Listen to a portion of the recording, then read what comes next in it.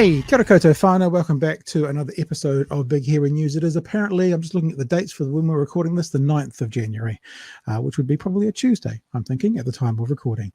Thanks for joining us again tonight. Just a few best of episodes that we're uploading through this summer period before we come back in real time towards the end of January and get back into it. Getting back into it just before Waitangi Day, and one feels it's going to be a fiery Waitangi Day this time around. Tonight on the show, we're going to have a look at the conversation that happened about Posie Parker before Posie Parker came to New Zealand, and should New Zealand ban Posie Parker from entering New Zealand. Now, subsequent, I guess, hindsight being 2020, you might have an opinion on that, but what were we saying about it before she came in? Because there were calls to not allow Posie Parker in the country. We'll have a look at that. Also, what's a teacher worth? You know, we did a bit during one of the teacher breaks, and I thought it was important not to necessarily say yay or nay, but at least to start from a point that we understand what a teacher earns and how much remuneration they get to how much they should get or want to get. What's that worth? It's a bit of a neutral conversation, but it's more information for you to have a look at. And finally as well, Chantelle Baker, she seems to be a show favorite during these best ofs because it's such enjoyable to talk about. She misrepresented the IPCA, the police report, into the conduct of officers around the Wellington protest about a year ago, as we're speaking to you, actually, give or take. And you'll be surprised to know, misrepresented that. So we, of course, gave her some platform to share what she thought, and then we corrected it and showed you what the IPCA really actually said. So that clip's coming up tonight as well. Hope you're safe, hope you're well, hope you're having a good break. Maybe you're back to work, hope you're having a good time back at work for this 2024 summer and enjoying the summer sessions here on Big Hairy News. Let's get back into it. Clip number 3 is talking. Now, this is one of the points. Now, there has been some opinion so far. Fine. People who are fans of Chantelle's who want to have a crack, fine. Yes, we've offered opinion. I think we've offered well-informed opinion, but we've offered opinion. This is a time where I want to show you what Chantelle said about the report and then show you the report. So this time I want you to look at what she says about the report and then what the report says. And I'm happy for you to judge for yourself. So here's Chantelle talking about why the Prime Minister would not talk to the protesters. Because this report talks about how Jacinda Ardern had decided very early on she was not going to talk with any protesters, no matter how small the group was, because earlier in the year people had turned up to events she was talking at and yelled at her, protested against her. So because of these small groups of people that turned up to events, she decided that she wasn't going to talk to any of the tens of thousands of people that turned up during the Parliament protest.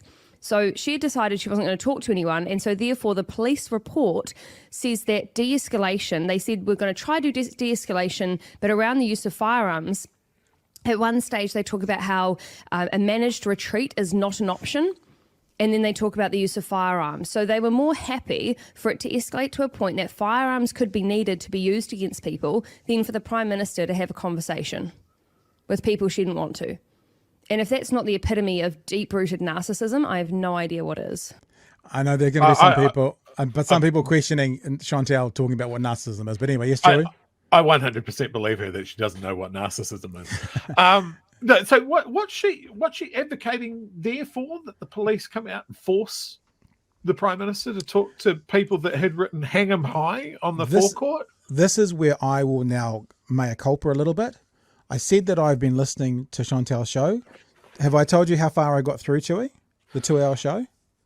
Well, did you get all the way through, but you passed out and you woke up with blood coming out your nose about halfway through? What we're listening to tonight is a critique of the first 15 minutes. Oh, holy shit. And then I was done. Oh, God. And then I was done. And I have spent, like I've done before with these debunking or whatever, hours on this. And this is what a gish gallop is. We don't go past 15 minutes of the 2-hour show with what we're talking about tonight. And that's it. God. So let's have a look what was said. This is a quote direct. So this is what Chantelle Baker says, is what the report says on why Jacinda Ardern wouldn't engage with the protesters, right? That's what Chantelle says. She says early in the year, people had turned up to her events she was talking at and yelled at her, protested against her. So because of these small groups of people that turned up to events, she decided that she wasn't going to talk to any of the tens of thousands of people that turned up during the Parliament protesters. So Chewy, how about I ask you, could you please synopsize for me, according to Chantelle, why Jacinda didn't talk to the protesters according to the report? Why? People were mean to her. Yeah. People were mean. People were a bit shouty and a bit mean to her. I mean, and some of those appearances, and I'll make the point here that a lot of those appearances were outside schools. There were death threats shouted and just absolutely vile things. But yeah, I think the major part of it is there were death threats. You don't come out and write in big letters, hang him high on the forecourt. Well, let's get to that. To be the point of view that, that'll get them out and we'll start a dialogue. So remember, this is not what Chantelle is saying. This is what Chantelle is saying the report says. Be very, very clear there. This is what she's saying is reported in the IPCA report. So let's have a look at the report. Exactly the part that Chantelle was citing as to why the Prime Minister wouldn't engage. I'll read it to you. The Commissioner discussed this request directly with the then Prime Minister as a ministerial briefing on 16th of Feb and asked if she would meet with the protesters. She told us that her inclination was to always meet with people, but in this instance, she had thought carefully about such an option and over a week since 8th of February observed the protesters' actions, signs, bollards and behaviours on Parliament grounds. The then Prime Minister explained that after COVID-19 lockdowns were lifted, certain individuals began following her and protesting as she travelled around the country, and this had become a regular practice. On 2 separate occasions, she had tried to engage with those protesters directly in much smaller numbers in the 2022 protest, but found it impossible to do so because she was shouted down, abused, and had to withdraw in fear of her safety. It goes on. In her view, there were the following considerations against engagement. A sector of the protesters at Parliament were not a new gathering. They had followed her before and raised their issues. Only the size of the protest was different. There was no designated leadership, which made it difficult to engage. The group had violent and threatening elements, witnessed by the bollards, signs, and direct threats to her and politicians in general. She did not want to set a precedence that if protesters occupy Parliament grounds, the Prime Minister would talk to them. That's "we don't negotiate with terrorists" vibe. And finally, all ministers and indeed all members of Parliament from all parties agreed that they would not engage directly with protesters. Now, on that point, I'm not 100% clear because I think it says up here that Seymour did. But I guess other than Seymour, all of the others did. Now, let me go back again. Chantelle said that the report said that she wouldn't meet because basically people had shouted and were mean to her. The report says, this is from the report, these are either direct quotes with the quote marks around them, or they're a synopsis of a bigger point, that the Prime Minister observed the protesters' action, signs, bollards and behaviours, that the Prime Minister said certain individuals started following her and protested as she travelled around the country. When the PM did engage, she was, quote, shouted down, abused and had to withdraw in fear for her safety. There was no designated leadership, which made it difficult to engage. The group had violent and threatening elements. They did not want, and she did not, the Prime Minister did not want to set a precedence that if protesters occupy Parliament grounds, the PM would talk to them. So that's about the office of the PM, not Jacinda. And then also that all ministers and MPs from all parties agreed not to engage. Now, when I read out the actual report, Chewy, does that sound like how Chantelle synopsized it on her broadcast? Absolutely not, Pat. That surprises me. I'm shocked, stunned, flummoxed. And that brings me to my last point about this part of it. When you hear Chantelle say things like this, so do you, once again, my question was, do you know how it actually works? How some of the newsroom gets that money to do public? Do you know what they have to do? Like newsroom or that kind of entity? Well, yeah, when I've read, as in when it comes to the contract that they've signed to get the funding. Yeah. Yeah, I've read the contract. So I've read the contract. Now, I guess what I'm saying, and I don't know this for fact, is Chantelle reads things and then puts a Chantelle filter on it. Because she said she read this. And what she said is the Prime Minister wouldn't engage because mean people shouting, protesting. Whereas the report says that far differently. So I would suggest that when you hear Chantelle say, yeah, I read the report, that would be taken with more than just a grain of salt, Chewy. Do you think she reads with her finger? I'm not going to be mean. Sounds it out. I don't feel the need to be mean. I'm going to be mean. I you can be mean. It's because you're ginger. It's fire. It's because I'm full of rage. Welcome back. Hope you're enjoying Big Hearing News, the summer sessions, and the interview that just played.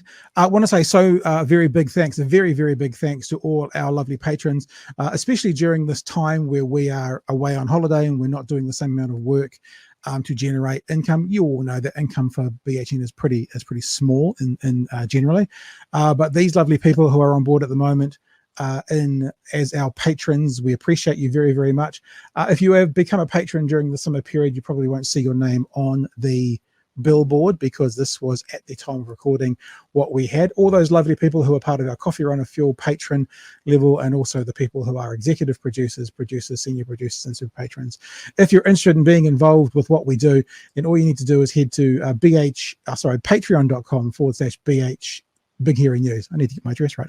Patreon.com/Big Hearing News to be a part of the team, to be a part of what we do. 2024, we're going to focus in a new and different and fairer way on those lovely people who become part of our patrons. So there'll be more on the table over the forthcoming year for you guys being patrons on board than there has been in the past. I know you just got on board because you love what we do and you want to support us, which we appreciate greatly. But 2024, there will be more of a focus on actually providing patrons unique opportunities beyond what we're currently doing as well. So it's patreon.com/Big Hearing News. If you want to be a part of what we do, then we would love to have you on board. And thanks to all of those people who are currently patrons. We love you to bits and we genuinely appreciate what you do. Right, let's keep going. This is Big Hearing News. This is the summer series. Let us have a look to see what's been going on here. Now, I'm sure most of you have heard news about this. It's kind of been in the news for 2 or 3 days now. This is from a few nights ago when British anti-trans activist whether a British anti-trans activist visa waiver into the country is to be lifted will be decided by the end of the week, Immigration New Zealand says. Kelly J. Keane Minchon's entry for speaking events in Auckland and Wellington may be in doubt after her rally in Melbourne erupted into clashes between LGBTI activists and some of her supporters, a number of whom are seen throwing Nazi salutes. Immigration General Manager Richard Owens said Keane Minchon's case was being reviewed as quickly as possible as he expected it to be resolved before the end of the week at the latest. Keane Minchon, is known as Posie Parker, posted a video on Twitter in response challenging Prime Minister Christopher Hipkins to revoke her visa at his peril. So let's have a look at that conversation. So this is part of her conversation on Twitter, and this is our best mate on the AM show talking to the Prime Minister about that challenge made by Minchon. Let's have a look. Controversial British activist Posie Parker, that's what she goes by. She's issued a warning to our Prime Minister. So Chris Hipkins, roll the dice, my friend. What? I don't think you'll dare to keep me from coming into New Zealand. But we'll see. We'll see. The decision is with Immigration New Zealand. Chris Hipkins is with us now.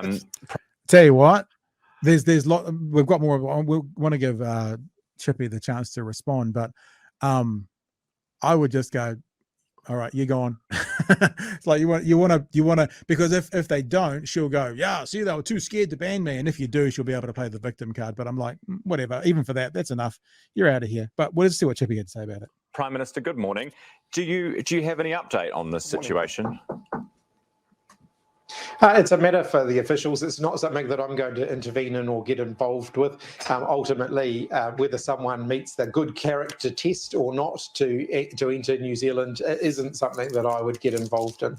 Yeah. Do you think she's threatening to sue politicians like yourself, media, for calling her anti-trans? I mean, have you actually, in all of the comments you've made about her, can you give me an example of one thing she has said that you're not happy with? Stupid question, because Chippy just said this has nothing to do with me, and now he's going, well, what has she said to make? He's asking what has she said to keep her out, and Chippy's already going, look, this is not my decision. But anyway, As I indicated very clearly yesterday, it's not something I've spent a huge amount of time on, and I don't intend to. I believe in free speech. People are entitled to express their views. People are entitled to condemn other people whose views they disagree with. No one's entitled to incite people to do, to violence and to things such as that.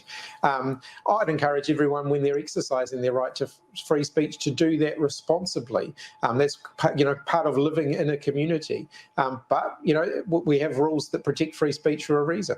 Totally. It's interesting because your response to this is different to that of your predecessor. Ooh, who I thought they were connected at the hip and the same person. You're saying, actually, so long as you're not inciting violence against a particular group of people, then you should be able to go and say what you like. That's not necessarily what I said. I said that people should exercise their right to free speech responsibly. I don't think people should deliberately go out as to offend other people or to attack them or to ridicule them or to persecute them. I don't think that that's what responsible human beings should do to other people. That's not very nice. But in terms of what the law says, there's a clear line in the law around what you can't do. And I respect the line that I respect that line. Okay. So there you go. That was a response from that. I thought it might be interesting to actually have a look as well as to when she was in Melbourne, what happened at the protest there, so people have a very clear understanding as to what's going on, and then we might have a look at the 3 News report from tonight. So this is the Melbourne protest. ABC News Australia reporting on what happened over there.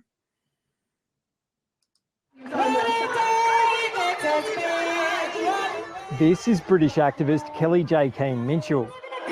She's been appearing at anti-transgender rights rallies across Australia. She says she is calling for women's rights, but those who oppose her coming here say her message is one of hate, and her next stop is Hobart. The hurt that this is causing the trans and gender diverse community in Tasmania is undescribable. The slurs that we're hearing from the speaker and from her supporters are abhorrent. A group of neo-Nazis joined the Melbourne rally, performing the Nazi salute and sparking violent clashes. Tasmania is a bit different to Victoria, and I don't expect to have that kind of thing occurring. We've certainly got security in place. We've talked to the police, we've talked to the parliamentary security people. They're fake feminists who are playing footsies with Nazis, and they should be condemned. Saturday's events have ignited calls for the Hobart rally to be cancelled. That decision rests with the Speaker and the Upper House President. They've given the green light for it to go ahead, but say it must be respectful. There you go. So there's your first point, Chewy. Maybe I'll throw up. So this is, people know who watch this for me, right? And stay with me, baby birds. I'm not gonna don't cut out on the end of one sentence and think that's the finish of this conversation. But you all know that watch this regularly. When I talk about speech, I always err on the side of more speech rather than less, right? I've said very clearly I don't think that there is such a thing as kind of absolutism when it comes to free speech. I mean, we could use examples of threatening to kill the Prime Minister or shouting fire in a theatre. But if there's an opportunity to either err between less speech or more speech, I typically err towards more speech. So this is one of the reasons I sent out this text or tweet in the weekend. And this is a journey for me as well. We're going to get there. So this is a tweet I put out in the general. It says, unless there is a direct call to action, I don't in general hold people accountable for what their supporters say or do. What is important to ask is, what messages must you be sending if these are the sort of people you're attracting? In other words, we've got examples of every political figure from Bernie Sanders to, Donald Trump to, I guess, Posie Parker having their supporters do horrific things. There was a situation where Bernie Sanders supporter shot up and killed some people and then claimed to be a supporter of Bernie and doing it in his name. So it's very difficult for me to hold the person accountable for the actions of their supporters unless it's a direct call. However, it's not difficult to go, if these are the people who are hearing your message and getting something from it, what does that say about your message? So, Chewy, jump in, sir. Yeah, I can see what you're saying there, but I mean, it all falls apart when you're the person at the rally with the microphone that has the chance to turn to the Nazis that are on your side, very clearly on your side, and saying, you guys are some of the most detestable human beings to ever walk the earth. Agreed. Fuck off. We do not need you.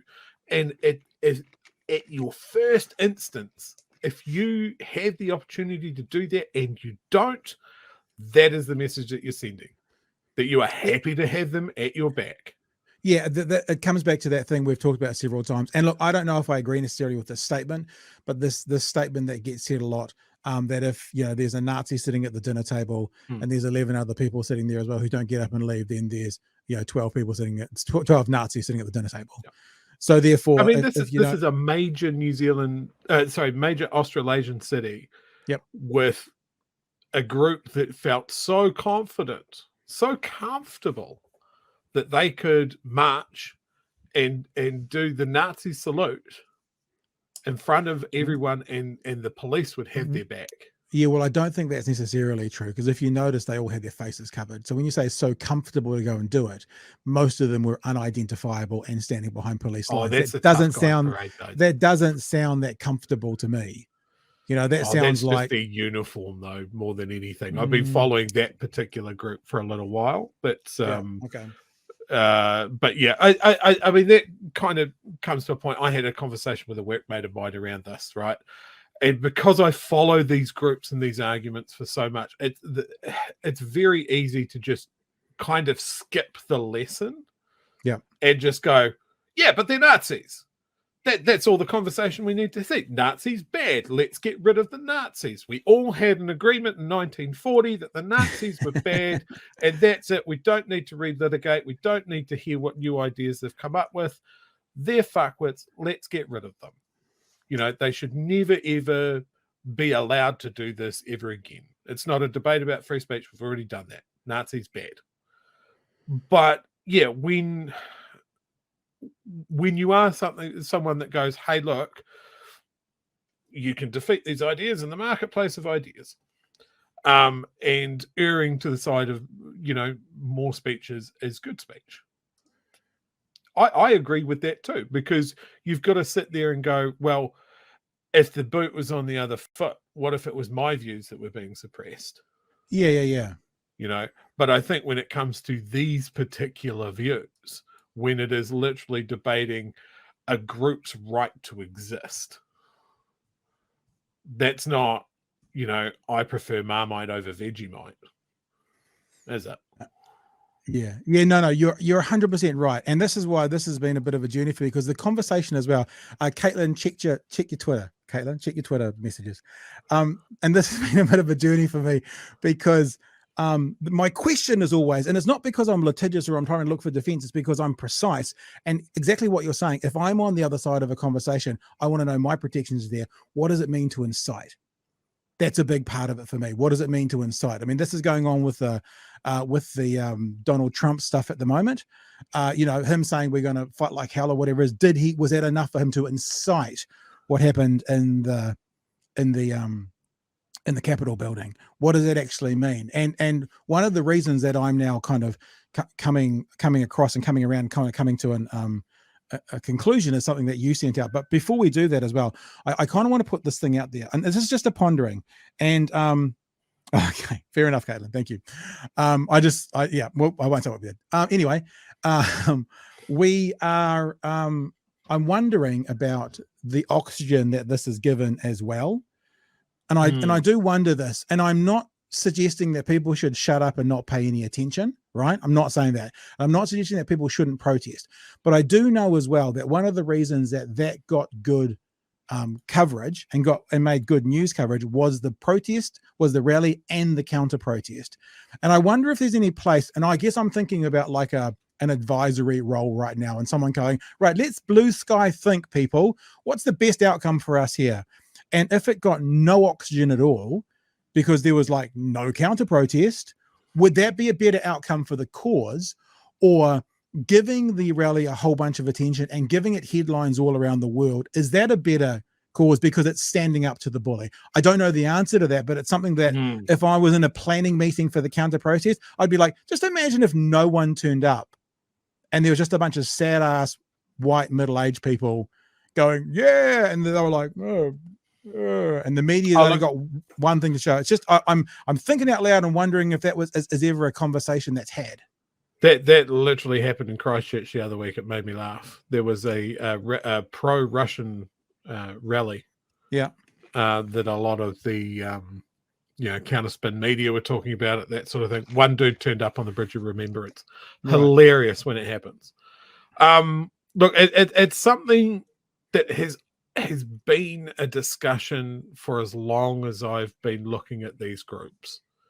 Is it better to actively combat them? Is it better to ignore them as the sad bunch of losers that they are? And I don't think there's a real answer. Nicola Willis said today that she believed that sunlight was the best disinfectant.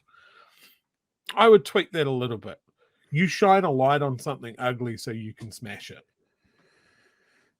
Yeah. I think, and this will be the only time that I ever say these words. I think Hitler said it best. And I've got this in a different window so I can read it. Hitler confessed in retrospect the only thing that would have broken our movement if the adversary had understood its principle and from the first day had smashed with the most extreme brutality the nucleus of our new movement. Goebbels said if the enemy had known how weak we were at that stage, they probably would have reduced us to jelly. It would have crushed in blood the very beginning of our work. So, yeah. I mean, I think when it comes to something that is literally a neo-Nazi group, they do not have speech with any relevance, not even a shred of goodness, because they might try and hide that. They tried to hide behind the concept of free speech because that's the only platform that they have any standing. They can't debate on the relevance of their argument. It is irrelevant. Yeah. But they find a common ally in the anti-trans movement. Yeah. They find an ally that is looking for backup. Yeah. And it ties it's into a lot of their things of traditional gender roles, of traditional society. It's a button issue for so many people. But it's it is a classic, are we the baddies? Yes. It's you are the baddies. The enemy of my enemy is my friend. And that's always, if you're ever doing that, then that's an ugly situation to be in, whether it's a protest or whether it's a war type situation. I also wonder, I'd like to play the clip from TV3 News tonight because it kind of expands out on it a little bit. But one of the things they think about, so this is the counter, I can't say that now, can I? The contrarian point to what I was just saying as well, the question I was asking, because the reason that Kellyanne will be turned away is if the rallies pose a threat of disorder. So in other words, saying that giving them no oxygen, that's basically what I'm saying, giving them no oxygen. Remember, we've talked before about the Virgin Mary episode of South Park. And because the Catholic Church put up such a stink about it, it got a 10-fold increase of viewership that week. So if you give it no oxygen and no one knows about it, is that a better outcome? The flip side to that, and I think it talks about it in this story from News Hub, is that the reason she'll get turned away is because of concerns around safety to do with the actual event. So therefore, okay, caveat, this is not my advice. But if the counter protesters make sure that the people know it's going to be unsafe because of their protest, that could be a reason to get turned away. So how does that kind of marry into this conversation as well? Because if you have a look at the story, we have a look at the story now. And again, this is not a criticism, they're just observations. At one point, one of the counter protesters does kind of get up on stage and try and rip something out of someone's hand and trying to scream into the mic, and that creates a kerfuffle. Now that kerfuffle, that physical altercation, was caused by the counter protester getting on stage. So that's one of the reasons of the physical conflict. How does that work out? Like sort of saying there is going to be physical conflict, so she better not come, or not being there at all and giving them no oxygen, or something in between. I'm just kind of thinking what would be best. When I talk a lot to my, I don't want to say to my kids, it's patronizing, but to people, to marketers, I'm going like, what outcome do you want from this? Like what outcome, if you could wave your magic wand and go, what outcome do you want from this? What would that be? Okay, let's start with that. How do we get there? What is the outcome that people want from this woman turning up to make the, what would be the outcome for the protest? Is it just that they want a presence felt? Is it that they want to support the trans community? Is it that they want to Shout her down? Like, what's the outcome? Okay, if it's that you want to support the trans community, then you can do anything for that. I don't know if you remember, Chewy, when the Destiny Church people turned up here to Dunedin to protest in the Octagon, the counter community were on the other side of the Octagon having a concert, all looking at the stage. That was it. There was no, they didn't even acknowledge them. They had a concert, they had a musical concert, and they just had a big dance party, and they were dancing to like Tub Thumping by Chumbawamba and that kind of stuff.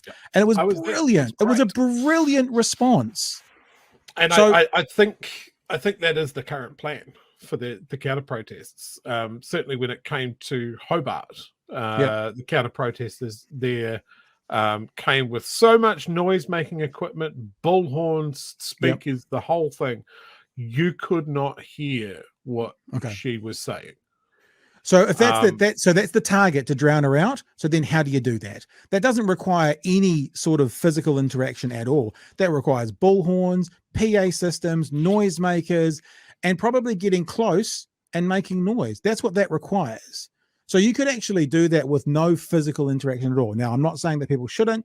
You make your own judgment call on that. But if that's the outcome, then that can be addressed many, many ways. That means what that is people that she's coming, she's speaking, but she's being drowned out. Okay, so how do we do that?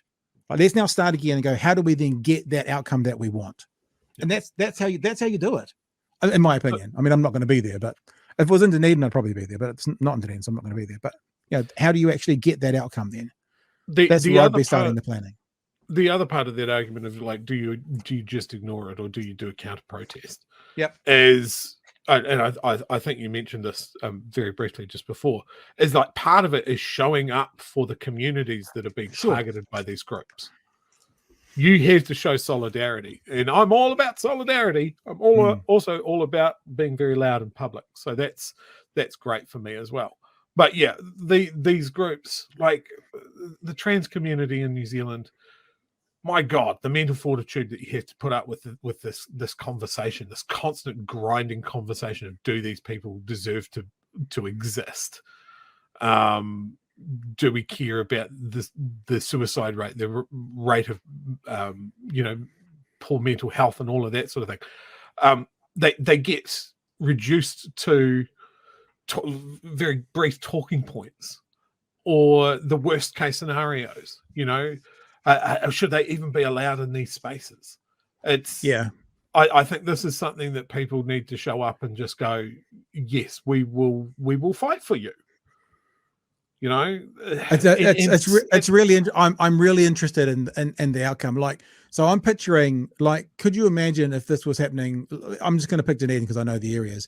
Could you imagine if this was happening in the Octagon in Dunedin and there was like 1,000 people there turning up to Kelly and protest, but then down at the Oval there was 10,000 people having a party, like at the other end of town. Pick a side. Yeah, at the other end of town, you're ratioing them in real time in real life. What would be more impacting? Because you're showing your support. You're like, come to our party at the Oval. Come to our party if you're in Auckland at the Auckland Domain, whatever it is. Let's have a big party. Everyone turn up there and let's ratio these fuckers and show them where the power actually lies, with the 10,000 people at this event versus the 500 sad asses at your one. Yeah, I would definitely have it at the same place, but because there's a reason for that, right? Yeah. Even if it is a relatively small group, the people that go to the initial protest, they will feel that they are with their people. Yeah. They feel like, I'm part of a movement and nobody is here telling us that we're wrong. Yeah. All right. If let's have a listen. At the same place, they can do the mental math. Yeah. Look, I hear you, man. I hear you. And as I said, I'm interested as to how this is going to best work out for the message that you want to get across there. Let's have a listen to this last story before we head off for the night. Here we go. The anti-trans activist known as Posie Parker has threatened our Prime Minister, telling him to revoke her visa at his peril. Trouble is, it's not his job, it's Immigration New Zealand's. It's considering turning her away after her rally in Melbourne attracted neo-Nazis, and she wants to hold similar rallies in Auckland and Wellington this weekend. Here's Yannicka Terrell.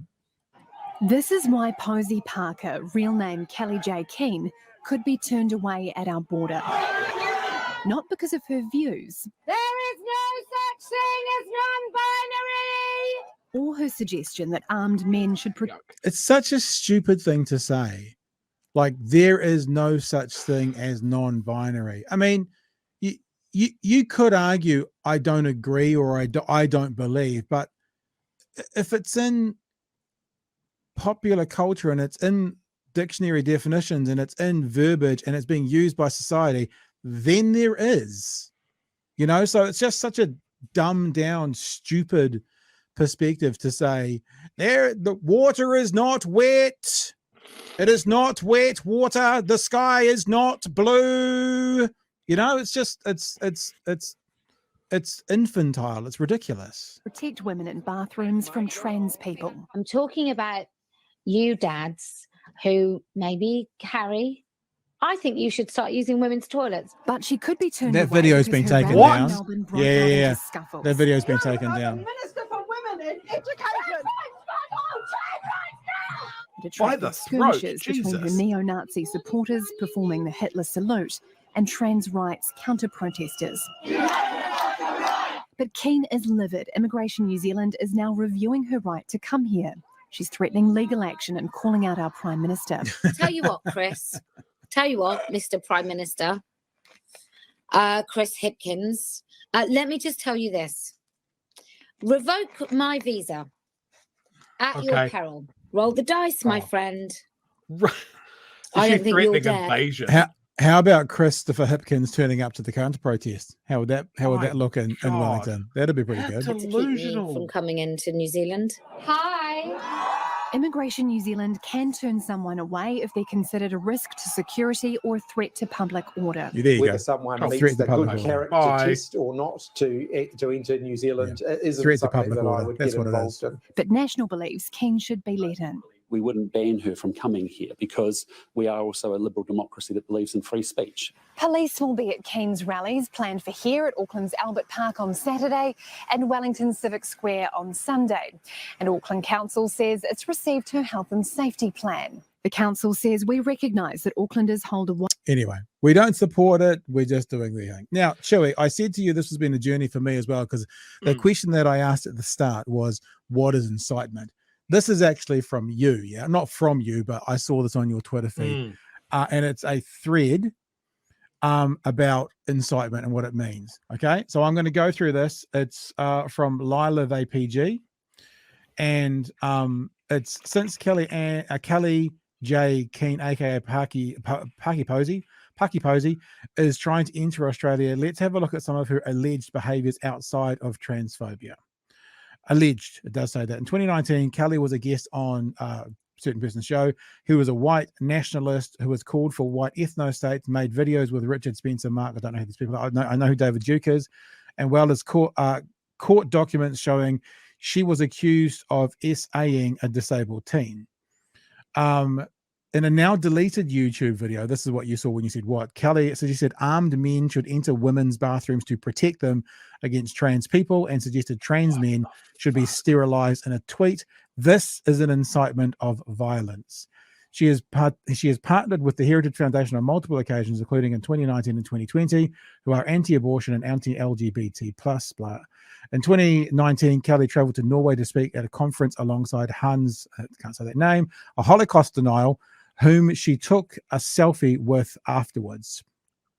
Proud Boys, who are at the January 6th Capitol Rioters, have been spoken at her events and had selfies with her. Just not to defend her, the selfies with a personality is not something that you necessarily hold to, because they probably have hundreds of people coming up to the selfies. That doesn't necessarily mean, but a lot of these other things do. So there are layers of things that I think you can hold accountable as well, like guns in restrooms. That's a pretty big one if you want to call to violence, incitement to violence. At one of Kelly's recent events, one of the speakers directly quoted Hitler. It's obvious that a lie that trans women are women. If you want proof, I'd like to refer you to the writings of a certain Adolf Hitler in his seminal work Mein Kampf. Shall we listen? Shall we see? That's what she says. Small ways lie. Do you know the big lie? The big lie was first described by Adolf Hitler in Mein Kampf. The big lie is such a big lie that ordinary people like us think, well, that can't be a lie, because I'd never tell any as big a lie as that. What the We only lie in small ways. The big lie, well, there is one big lie going on. and it was begun by men in the early part of the 20th century. It was began when they had an erotic fantasy, and they decided. Enough. Quoting Adolf Hitler, she praised Tommy Robinson. She had been invited by other co-founders of Hearts of Oak, Carl Benjamin, who is described by anti-feminist and anti-Islamic. He's reportedly said Jewish people, unfortunately for them, have got to drop the identity politics. There are only a few examples, just a coincidence, keeps happening and goes on. So once I read that tweet, and look, they do say allegedly for a lot of that, but I mean, I'm going to do some more research. I think there's some stuff in there that are pretty clearly incitements to violence. I think that's questions now been answered. So I don't have a problem with the concept of her being associated with that based on those readings, which I am, so everyone knows, going to fact check, right? But based on tonight and based on the allegation, that if it is as it pans out, then I don't have a problem with that. You just judge her by the things that she said and the company that she keeps. Is enough for me. I think the Minister of Immigration will just cancel her visa. I've had a lot of people seen a lot of comments about how does that work? The UK is a visa waiver country. That means you don't need a visa before you come here. Basically, coming into New Zealand, you get a stamp on your thing. You can stay for 3 months. That doesn't mean that she won't get bounced at the border. Yeah, well, that's basically what happens. I mean, that's like RV. What's his name? He came over from Australia. The guy who has been convicted of abusing his wife, or who also had a big conversation with her, which I love because he's a Nazi apologist as well. And if we're talking about this woman being a feminist, you know, a women's rights person, why is she having an interview with a convicted domestic violence guy?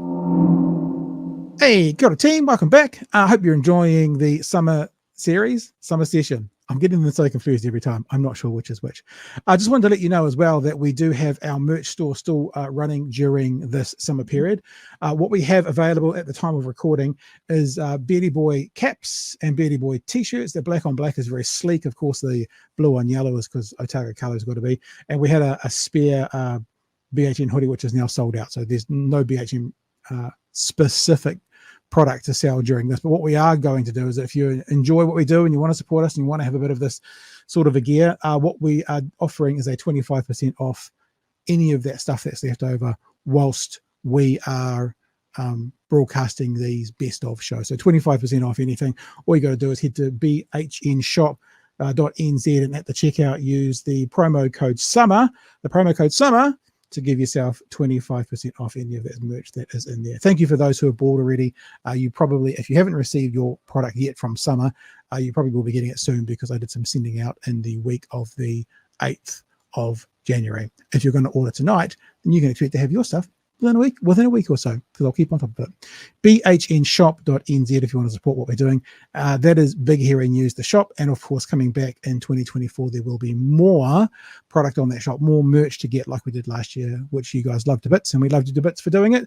bhnshop.nz. All right, team, we're going to keep trucking right now with another story for you in the BHN Summer Series or Summer Sessions, whichever you prefer, here on BHN. It's Big Hairy News. On News Talk ZB today, New Zealand Work Research Institute director argues there's evidence sexism may be lowering teacher pay. I'd like to see the evidence. That's what I'd like to see. Certainly there is a case for investigating whether sexism is lowering teachers' pay. The Ministry of Education is looking into whether teachers are paid badly because of gender, a claim made by the Post-Primary Teachers Association and the Educational Institute. The majority of teachers are women, with a base pay scale ranging from $51,000 to $90,000 annually. New Zealand Work Research Institute's Associate Director Catherine Ravenswood said decades of research have shown female-dominated occupations are paid less, partly because of how we view women's work, but also because of gender discrimination, where we just pay women less. It's the pay gap, the gender pay gap is a fascinating conversation. We're not going to get into it today. I'd like to see the research. Maybe we will revisit that another night. So the question I asked you guys tonight on Twitter, and we've had 50 votes or so in there, is, in your opinion, what would be a fair salary to pay a senior teacher with no management responsibilities? Someone in the chat said, how many percentage of teachers are senior teachers? I don't know the answer to that question, but when I say senior teacher, that basically means getting to the top of your pay scale. And that just comes with time, right? You get a pay jump each year and you get to the top of it, and then you are the top. It's not about anything else, right? So don't think about when I said senior teacher as in a senior responsibility. It's to the top of the pay scale. And it's interesting that 3/4 of the people that responded said between $70,000 and $90,000. 90,000 at 50%, 17,000 at $80,000, 90,000, 50%, 80,000, 70,000 about 8%, and 25% of people, 1 in 4, said $100K, $100,000 plus. So here is actually what teachers earn. This is primary. Now, actually, I'll just show you, because actually primary and secondary are exactly the same.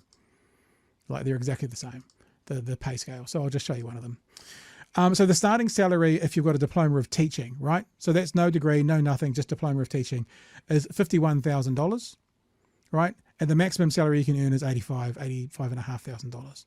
And then you go through various, other iterations.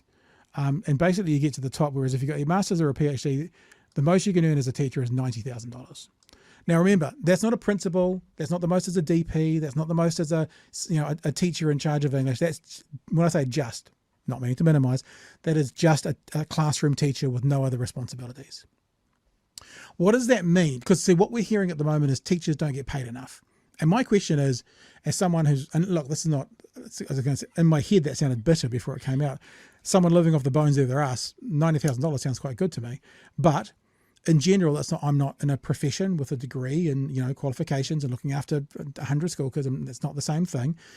But we do need to ask the question, if teachers are saying we're not getting paid enough, how much are they getting paid? And when we find out, does that change the conversation at all? Likely not. According to 3/4 of you guys, right, anywhere between $70,000 and $90,000 seems fair to you. And the maximum that teachers can earn is $90,000. So that's in that ballpark. What it does say for a lot of people, though, I think the starting salary at the beginning teacher is way too low. Now, I wonder if that's the conversation to be had here as well. Is it that teachers aren't paid enough, or is it that beginning teachers early on aren't paid enough?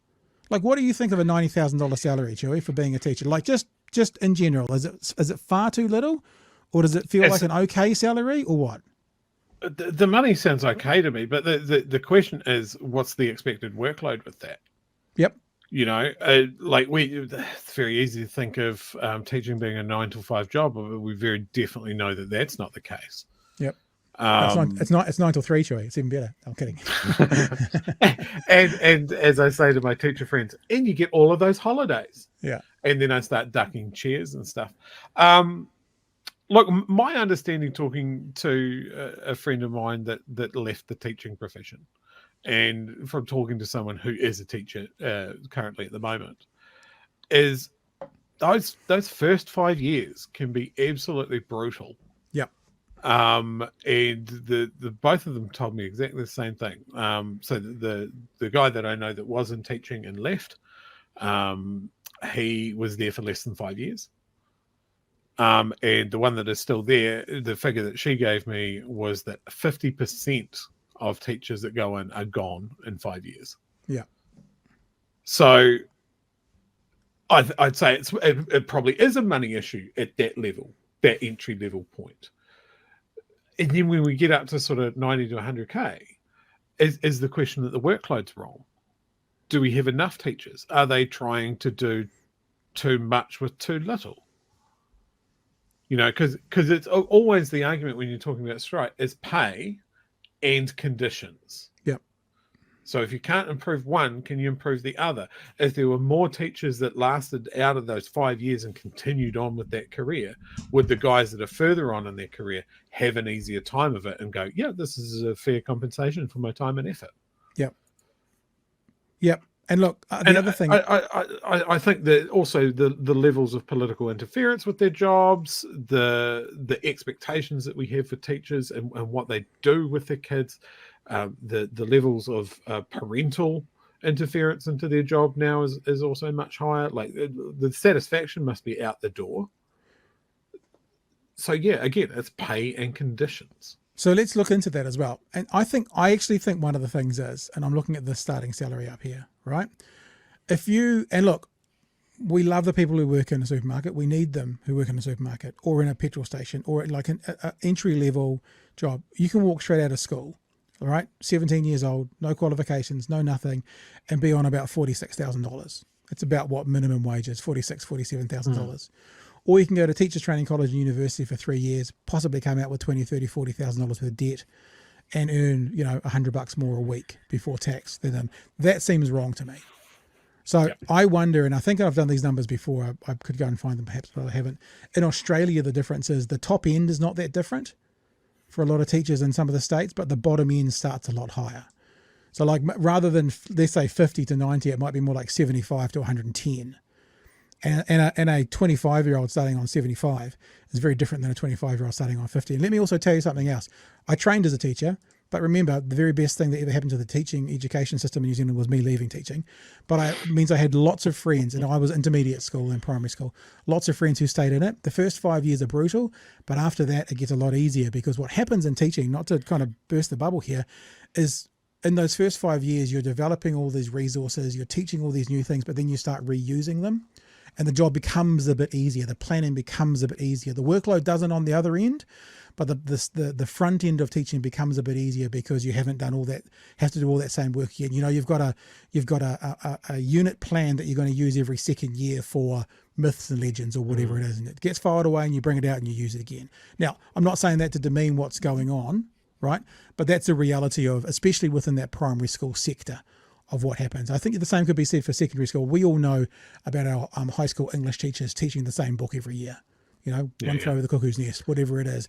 It's so I'm not saying this to demean it, but that also comes into the conditions, Chewy, is that there's always a lot of work, there's always a lot of that, but it also, as you get more experienced, it gets easier because you're more experienced, like every job does, but it also gets less time consuming because you start to be able to utilize and use things that you've done last year again this year. So you get paid better and your job gets easier, which is probably why, as you said, that 5-year threshold is such an absolute bastard to kind of get through. I wanted to show this as well to bring a context to this whole conversation that teachers aren't paid enough. And look, when I say that out loud, it kind of almost sounds like I'm saying they are. I'm not. I'm just looking at this hopefully objectively. And one of the ways to look at that objectively is to look at what salaries are like for other jobs around New Zealand. This is based on, this is a website called New Zealand Shores, and this is some numbers from 2022, arguably. An accountant or accounting makes 82 grand. These are averages according to Trade Me. Agriculture, 60. Architecture, 81. Automotive, 65. Banking, finance and insurance, 85. Construction, 72. Customer service, 53. Education, 62. So I guess that's the mid-range maybe of teaching, like between those new entrants or the beginning teachers and not. Engineering, 80. You know, so you can see that not many, according to last year, are that much more than 90. IT, 124. Executive and general management, 116. So when you look at the scale of what could be earned, not necessarily the average, 90 grand seems to be upper middle of what the salaries certainly that are being listed from 2022, according to Trade Me, are as well. So just to bring context to the money thing as well, we need to have a look at what other industries and people earn, and as people have mentioned in the chat, also what other benefits they do get from it as well. And I agree, Chewy, it's not a 9 to 3 job. There's a lot of work, but there are also a lot of benefits when it comes to, you know, Christmas holidays and that kind of stuff as well. Certainly more holidays than most people get. Again, not a criticism, just an observation. Yes, every teacher works through their term holidays, but then they also have good long holidays at the end of the year. Not a criticism, not meaning so therefore you're getting enough. Just a real observation. So when we line up all of those things we've just talked about now, and then ask the question, are teachers getting paid enough? What's the answer? Look, I'm going to put up a piece of info that David in the chat put up. Average teaching salary is $84,658 per year. Entry-level positions start at $74,000, while most experienced workers make up almost $121,000 per year. And I guess the reason I'm mentioning this, we talked earlier about nurses and retaining them in New Zealand when they can get much better pay rates overseas, and I'd say teaching here is another example. Is the argument that wages in New Zealand in general are too low? Like, I mean, we looked at that list of jobs there. Yep. you know, I do not do an important job. I sell cell phones, and I'm around 65,000 a year, Right? And I sit in a stall and I help people remember their Facebook logins. So in the scheme of public good, you know, am I fairly compensated? A teacher has, yeah. How do you put a price on a job that has such an important role in society and has no profit margin? Well, there's one other question to ask as well, Chewy, right? And this is, we have to be careful if we were in, like, when you take over the country, Chewy, and you become our benevolent dictator, you'll have to be careful with this question. I can't nationalise the schools. It's already been done. Why do people teach?